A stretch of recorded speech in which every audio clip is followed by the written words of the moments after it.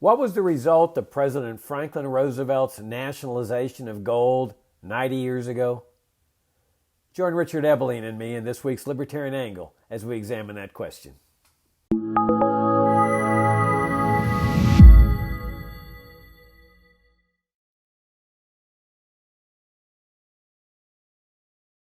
Hi, I'm Jacob Hornberger, president of the Future of Freedom Foundation, and this is this week's Libertarian Angle, the show that y'all know brings you the principled, uncompromising case for the libertarian philosophy. For more, like 33 years worth of principled arguments in favor of liberty, come to fff.org. And I'm joined, as I am most weeks on Libertarian Angle, by my co-host, Richard Ebeling, who teaches economics at the Citadel. Richard, good to see you again for another round of Libertarian Angle. It's good to be here with you. I apologize to our listeners. I have a bit of a throat cold or something, and I'm a little hoarse, but I will try to make myself understandable. Well, you look like a little hoarse, to be honest with you. Oh, I'm sorry, Richard. See, you people out there who listen to us regularly, another episode of what I have to put up with. For years, I've had to put up with this, but I'm generous. I'm inclusive. So I'm not going to feel hurt, even though he's once again stepped on my safe space. All right, Richard. 90 years ago, approximately, President Franklin Roosevelt committed one of the most horrific acts in the history of this country. And now, of course, it's horrific for us libertarians, but for the standard statists in America, they think it was heroic. But when you look objectively at what Roosevelt did, I think it was in April of 1933, maybe March 1933, it truly is incredible. The United States had been operating under what was called the gold standard for, more than 125 years. The gold standard, contrary to popular opinion, was not paper money backed by gold. It was actual gold coins and silver coins that were the official money of the United States. That was what was called for in the Constitution. The framers did not want paper money. In fact, they expressly prohibited the states from issuing paper money when they included a provision in the Constitution that said that the states were prohibited from issuing bills of credit. And that was the term popularly used for paper money. And there was certainly no power delegated to the federal government to issue bills of credit. Now, they could issue debt instruments, bills, notes, bonds, but everybody understood that those were instruments promising to pay money, which was gold coins and silver coins.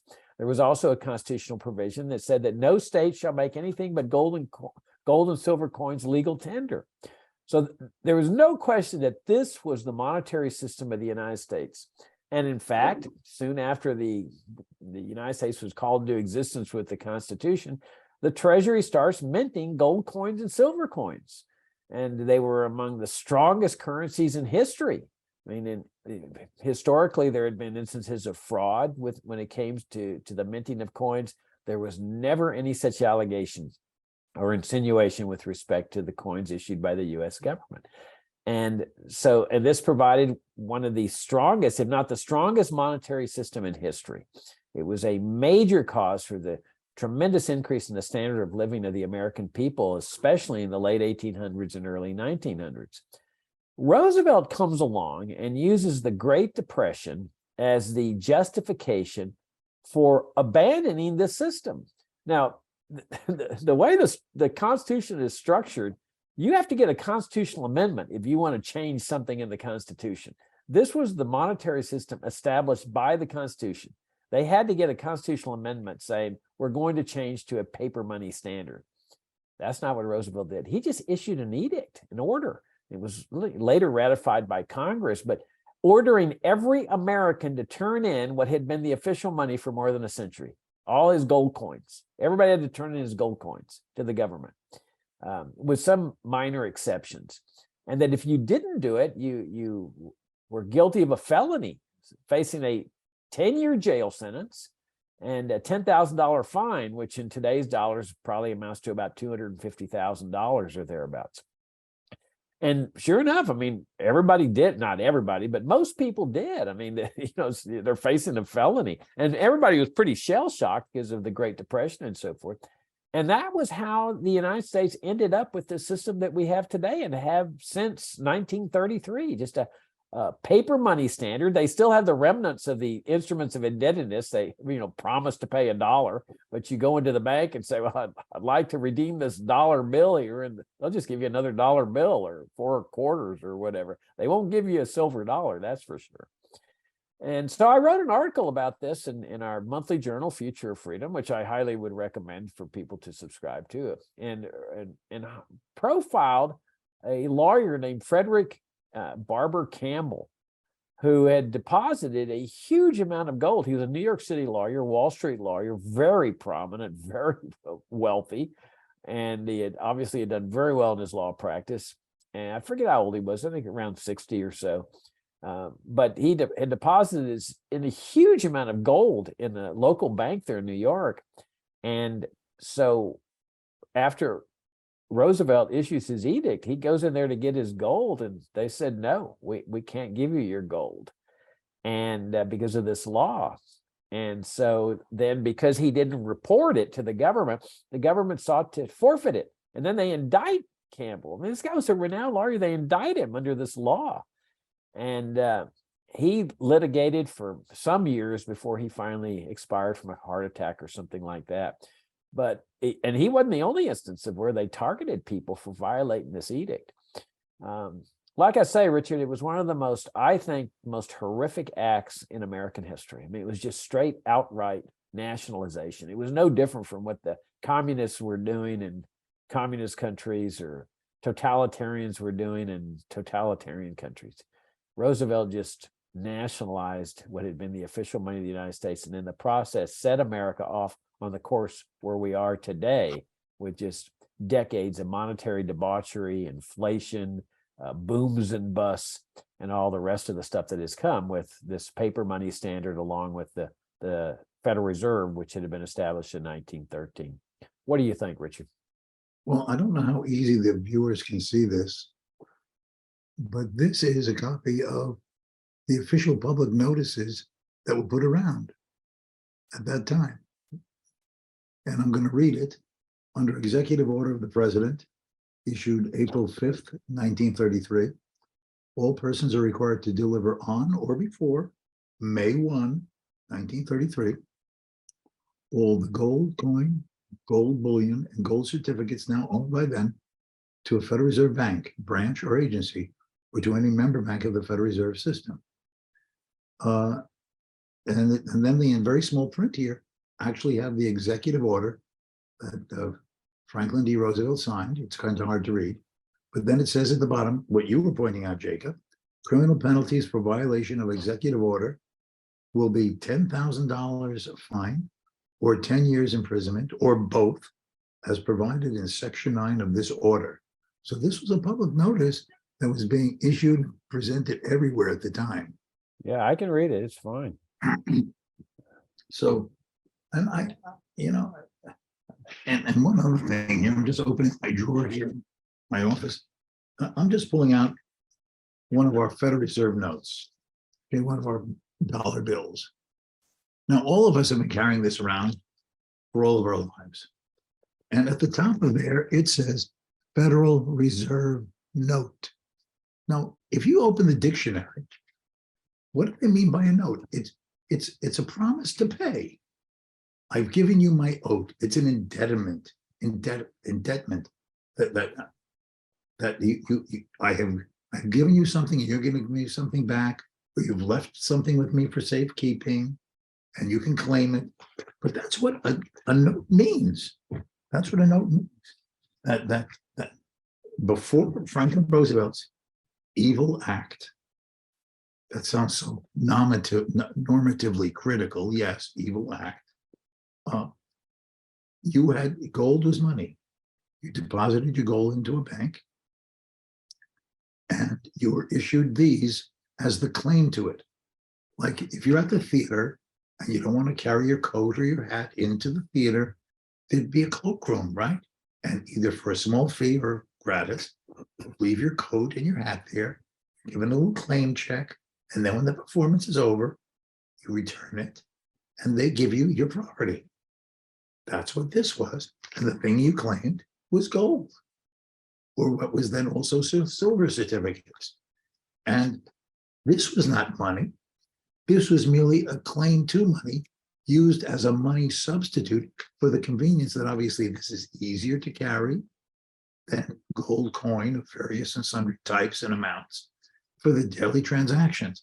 This was mostly just to ease the process and the costs and the inconveniences of transactions. But this was not the money.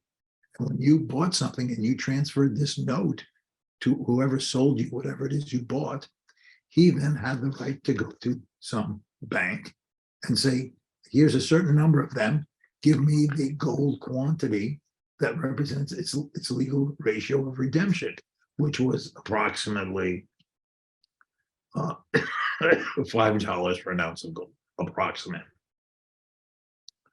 So that's what people used to do. That is what ended.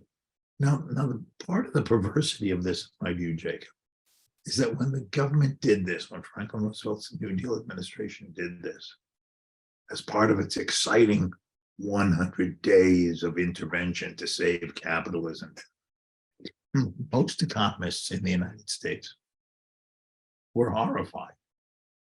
There was some huge public letter that several hundred economists, notable, highly regarded economists, signed, shocked.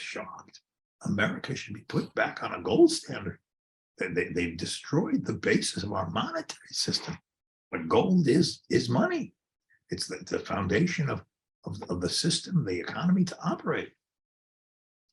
But the perversity of it is now, fast forward these 90 years, is that if you were to attempt to have such a petition today, America should be returned to some kind of gold standard, a free banking system, or the old-fashioned, it's a central bank, but it's gold reserves that follow certain narrow rules of the game. Whatever. If you said, let's return to a gold standard, you'd find yourself with few and far between in finding any reputable economist who will sign that today. After 90 years, it has so been indoctrinated and embedded.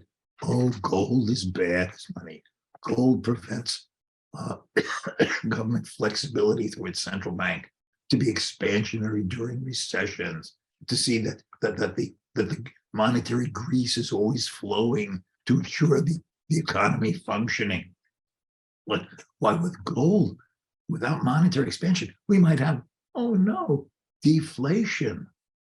Oh my God, as industry increased production, as cost efficiencies were introduced, and as more goods could be sold at lower costs, the prices of them would be lower to us, so that we'd have rising standards of living through lower prices, since each of our dollars would buy more. Oh no, that's evil deflation. We can't have that. Government has to have the ability to just create any amount of fiat money that it thinks is necessary to save the economy. Now, we have seen this in the last several years. Well, it's been going on for 90 years, but in our time frame right now, this massive increase in the money supply, trillions upon trillions of dollars by the Federal Reserve in a matter of a handful of years, which has now created this process finally percolating through of rising price inflation. And what is the Federal Reserve's attitude? Well, we're in charge of this. We have to have this flexibility. You know, in the 19th century, when economists, because of the experiences of the inflations during the wars against Napoleon, Britain funded its war against Napoleon. Napoleon financed his war against everyone else with paper money. They all realized that the only way you could harness the monetary system and protect it from the abuses and misuses of government to fund the war, to fund budget deficits, was to make it obligated that banks had to pay their depositors actual gold at some fixed legal rate of exchange, redeem them during normal business hours. That was the only way in the long run to prevent the dangers and the destruction of inflation. 150 years of economists understood that. And that has now been swept away through the indoctrination and propaganda and the bad teaching in far too many economics classes, which economics professional economists so obviously go through themselves as well as ordinary people taking econ courses, have been brainwashed to believe that gold is evil, damaging, and that the paternalism of government management of the monetary system is good. That is the tragedy of our time. That's why we have budget deficits, because whenever it gets out of control and it's threatening to create instability, just print out more money, monetize the debt, monetize the debt. There was a German economist named Gustav Stolper, and he wrote a book during the Second World War while he was in exile in America, away from the Nazis, called The Age of Fable, 1942. And in that book, he has a passage in which he says, advocates of market freedom do not realize how much their ideal was lost once government took over power and control of the monetary system. Because government control of the monetary system is the most severe disruptor of how an economy can operate, just short of actual confiscation of real property. Until this is ended, and we put money back in the private sector and tie it to real market-based commodities like gold and silver, there will be no end to the monetary abuse and debasement and economic destruction that will follow from the government having its uncontrolled hand on the monetary paper printing press. Yeah, that really is the big issue here, as to why Roosevelt did this. And we really need to emphasize that part of it. That the reason that Americans wanted a system based on gold coins and silver coins is that they had experience with inflation, specifically with the Continental currency during the Revolutionary War.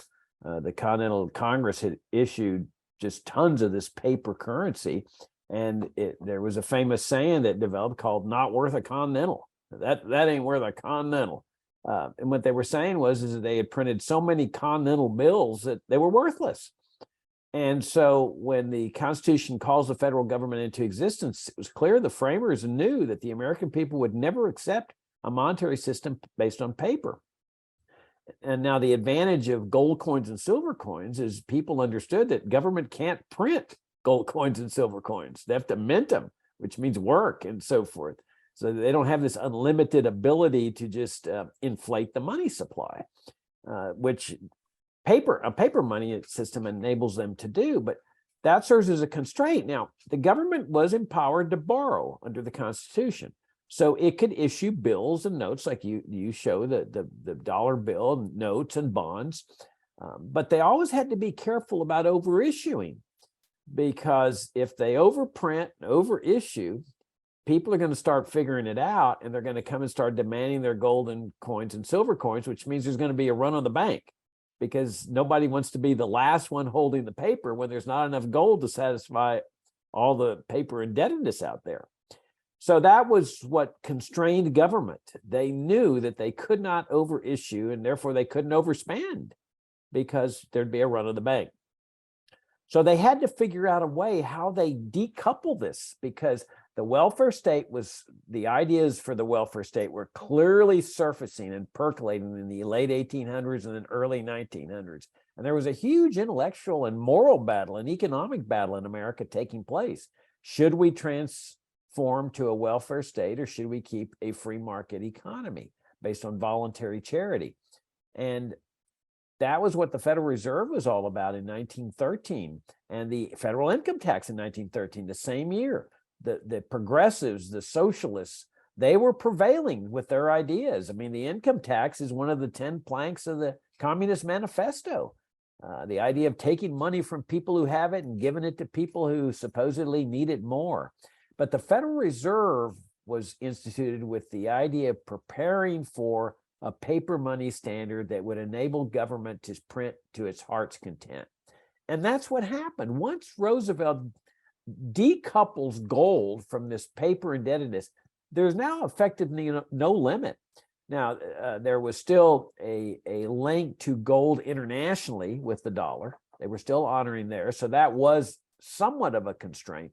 But once they seized everybody's gold, Richard, they had more than enough gold in their reserves to just start issuing paper money. They knew that Americans couldn't go in and demand it. And that opened up the floodgates for the welfare state, as well as the warfare state that would come into existence in World War II, and then later with the national security state, the Cold War, the ever-growing military expenditures for the people feeding at the military trough. So you had the combination of the welfare state and the warfare state, and the floodgates were open now for the printing of this vast amount of money. And if you look at the value of the dollar compared to, say, gold, since the time Roosevelt did this, it's just a downward plunge all the way through today. I mean, there's ups and downs during that period of time, but it is a definite downward plunge in the value of this paper currency. Another thing that we need to point out is what was happening with gold clauses in bonds. Now, there had been issued bonds by private corporations, long-term bonds, like 100-year bonds promising to repay the investor in gold, also government bonds. And people had no reluctance to buy these bonds because they were payable in gold. And so they invest in a 100-year bond. They know that 100 years from now, government can't inflate that bond out of existence. Can't take away its value because it's payable in gold.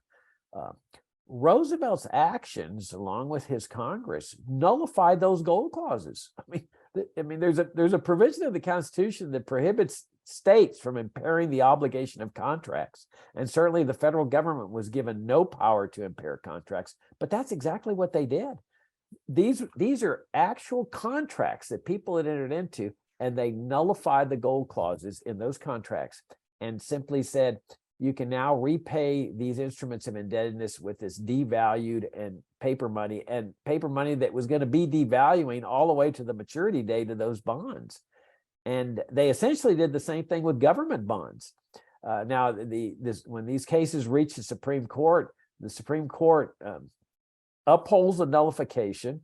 And with the private bonds, they said, oh, no problem with that. And they said, there is a problem with the federal government defaulting on its own obligations. But since there's no damage here because Americans are no longer permitted to own gold anyway, we're going to rule in favor of the government. It was just atrocious. And there was 4 Supreme Court justices that came to be known as the 4 horsemen, Sutherland, Vandiver, Butler, and McReynolds, who were heroic. And I would advise everyone to go and read the dissenting opinions of the 4 horsemen. They're fantastic.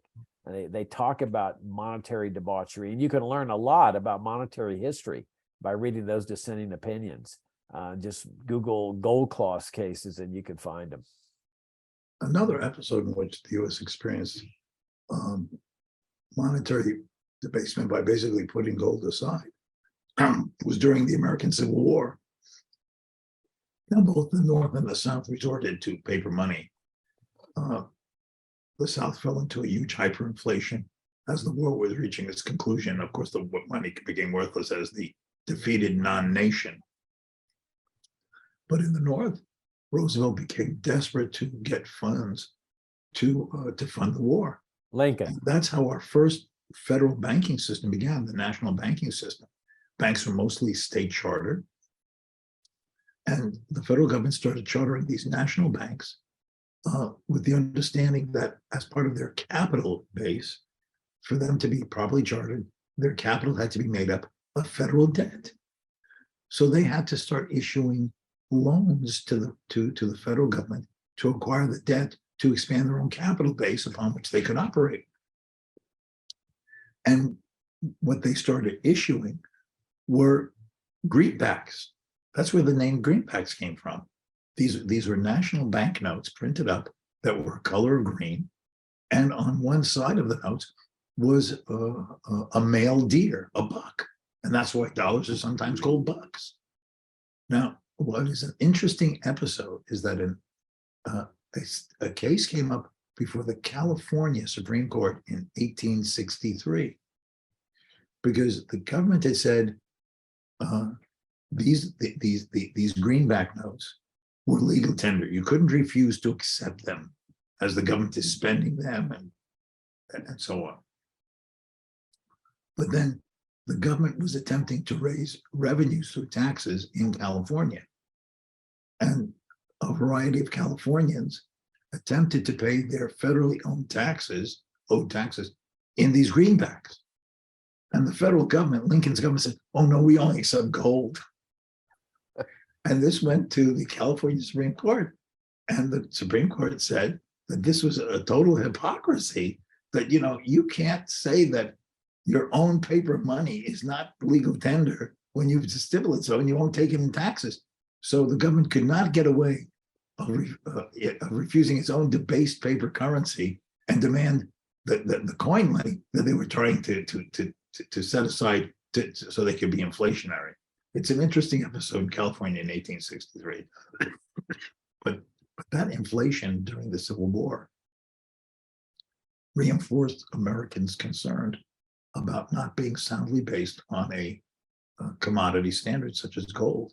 And so that by, I believe it was 1873, the US government had returned to a redeemable gold standard after the episode of the Civil War, and remained on that from the 1870s, basically until Roosevelt's edict, though gold redemption was restricted during America's participation in the First World War.